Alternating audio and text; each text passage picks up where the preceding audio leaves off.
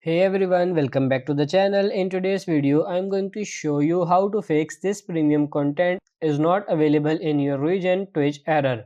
Twitch is currently one of the biggest and most advanced online streaming platform in the world. So it's frustrating as it won't allow users to watch their favorite live stream. So how you can fix it? So in my region, simply put, the easiest way to solve this problem is by using a VPN software. A VPN or virtual private network is a technology that can encapsulate and transmit network data, typically internet protocol data, over another network. In this scenario, it means that such a system can enable users to access network resources they may otherwise be inaccessible from the public internet.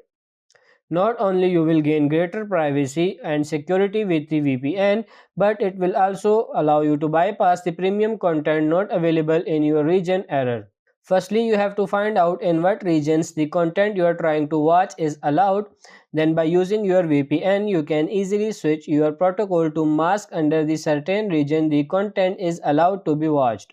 That's pretty much it. Then you will be free to watch your favorite live streams with no restrictions.